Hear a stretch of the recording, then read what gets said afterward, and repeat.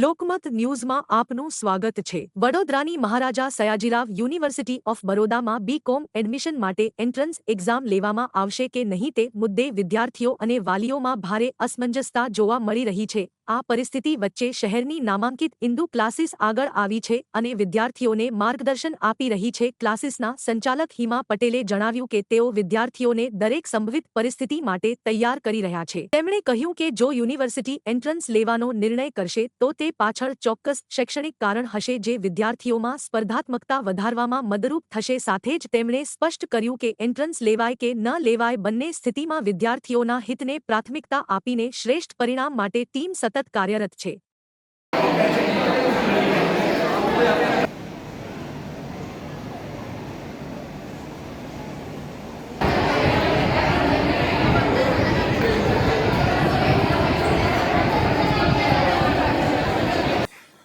BCom entrance એક્ઝામને લઈને હમણાં recent એક અનાઉન્સમેન્ટ થયું છે।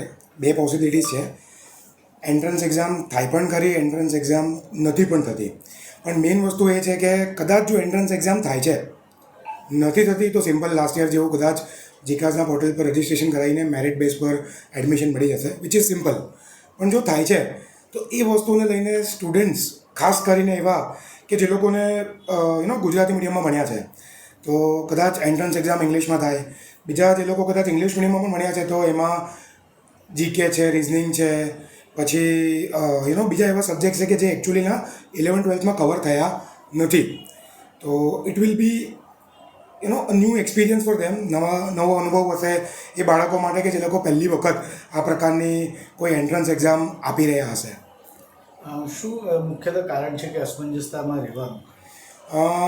બે પક્ષ છે। એક એવું કહે છે કે એન્ટ્રન્સ એક્ઝામ થવી જોઈએ અને બીજું કદાચ એવું કહે છે કે ના થવી જોઈએ। અમે એજ્યુકેટર્સ છે, અમારું કામ છે જો એન્ટ્રન્સ એક્ઝામ થાય છે કે નથી થતી, પહેલાં પણ અમે બાળકોને સારું ભણાવતા હતા, હમણાં પણ બાળકોને સારું ભણાવીએ છીએ અને આગળ પણ બાળકોને સારું ભણાવતા રહીશું, કોઈ પણ કેસ હોય। યુનિવર્સિટીમાં જે સત્તાધીશ છે એ લોકો હોશિયાર છે, જીનિયસ છે, એ લોકોને ખબર છે કે બાળકોના ભવિષ્યમાં એમના હિત માટે શું કરવું જોઈએ। સો પ્રેક્ટિકલી એજ્યુકેશનની ક્વોલિટીને લઈને એ લોકો જે પણ નિર્ણય લે છે અમને માન્ય છે અને અમે શિક્ષક છે, શિક્ષક તરીકે અમારા પાઠમાં અમારી જે પણ જવાબદારી આવે છે નિભાવવા માટે અમે તૈયાર છે। અત્યાર સુધી આપણે જોતા હતા કે એન્ટ્રન્સ એક્ઝામ બીકોમના સ્ટેજ પર જોવા નથી મળતી। શું થશે, એટલે કે એક્ઝામ આપ્યા પછી શું પરિવર્તન જોવા મળશે, રિઝલ્ટમાં કોઈ પરિવર્તન જોવા મળશે? એટલે એમાં બેઝિકલી અત્યારે જે સર્ક્યુલર આવ્યું છે એમાં એવું છે કે 75% તમારા 12th સ્ટેન્ડર્ડના પર્સન્ટેજનું વેટેજ હશે અને બીજું 25% એન્ટ્રન્સનું હશે કદાચ। અને એક લોંગ રન ઇમ્પેક્ટ એવું કહી શકાય કે બાળકો થોડા વધારે સિન્સિયર થશે 12thમાં સારો સ્કોર કરવા માટે। ઇંગ્લિશ, રિઝનિંગ, જીકે જેવા સબ્જેક્ટને તૈયાર કરવા માટે। તો એવા સર્કમસ્ટન્સીસના અંદર કદાચ કોમર્સમાં ભણતા બાળકોની અંદર જે લોકો બીબીએ કે બીજા કોર્સીસ કરવા માગે છે એમાં તો સિન્સિયર હોય છે, પણ હવે બીકોમ કરનારા બાળકોની અંદર પણ સિન્સિયરિટીનું લેવલ વધશે। એવું નથી કહેતો કે સિન્સિયર નથી હોતા, પણ સિન્સિયરિટીનું જે લેવલ હતું એના કરતાં પણ એ લોકોનું લેવલ વધશે। એટલે પરિણામમાં પણ ફરક જોવા મળશે?